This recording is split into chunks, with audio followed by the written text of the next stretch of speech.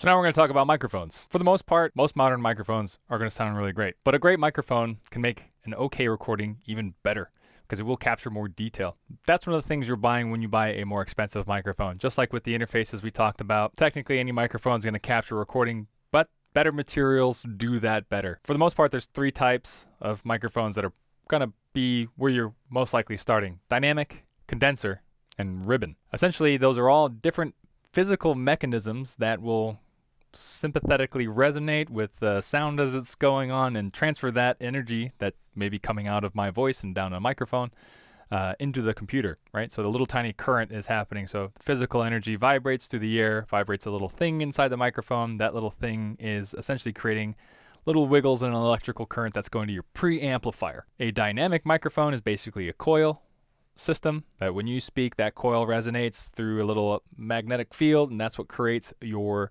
signal. A diaphragm is more like a little tiny drum that uses pressure to generate that electrical difference and charge that goes down to your preamp. With a ribbon microphone, it's a little tiny ribbon kind of folded up and then stretched out, so it's kind of like an accordion and it floats. It's attached inside a little magnetic setup as well, so when sound waves go back and forth over it or through it or with it, whichever way you want to look at it, it moves and then also creates an electrical current that is sent to your preamp. Oh man, explaining all this stuff back to back. No type of microphone is better than the other, though certain mics are better in specific applications, but a great microphone is going to capture a great recording regardless. And even a bad microphone with great microphone technique and placement can also still capture great recordings. It's the physical difference between the microphone's mechanical setup, between how it's actually generating the current, that will give a microphone its characteristics. So a smart engineer would use a specific type of microphone to get a specific kind of sound based off what the physical aspects of the microphone do when it's capturing the incoming audio. You'll see dynamics used typically in live scenarios. Condensers and ribbon microphones are usually in studio applications, though you may see those in live situations as well.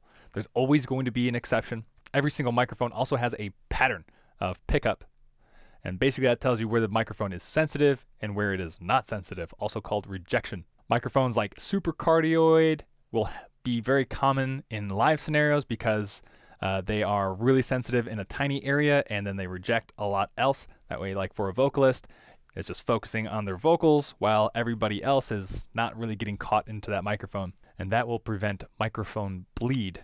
Obviously, if I'm the vocalist, I don't want to hear Jimmy John over there banging away on the drums because we've got his drum set already mic'd up. So that way you get a more focused recording. That's why the proper mic in the right situation is going to be important. Again, there's always going to be exceptions to the rules, and a good rule of thumb is, hey, if it sounds good, do it. Sometimes you got to break the rules to make some new sounds, so don't be afraid to experiment.